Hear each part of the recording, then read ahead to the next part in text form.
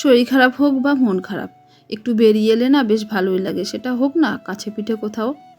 কদিন ধরে যা গেল, গুবলুর শরীর খারাপ, প্রচুর শরীর খারাপ, তারপরে আবার আমাদের, যার জন্য না ভিডিওই দিতে পারিনি। আজ বিকালে দাদু বললো চলো যাই একটু বাজারে, কারণ কালকে পয়লা বৈশাখ, পুচু গুবলুর জন্য না কিছুই কেনা হয়নি। তাই চলে গেছিলাম একটু কলকাতা মাঠ, সেখানে গিয়ে সবার জন্য দেখে শুনে কেনাকাটা করে তারপরে গেলাম একটু স্মার্ট বাজার, সেখান থেকে গ্রসারি নিয়ে নিয়েছি। কারণ গ্রসারি না এই মাসে, আগের মাসেও তো বাজার করা হয়নি আর এই মাসেও করা হয়নি, তার জন্য সমস্ত কিছু কেনাকাটা করে বাড়ি এসে প্রথমে পেটটা পরিষ্কার করে গুবলুকে জামা প্যান্টগুলো খুলে ওকে জামা প্যান্ট পরিয়ে দিয়ে খাইয়ে দিয়ে দিয়েছি।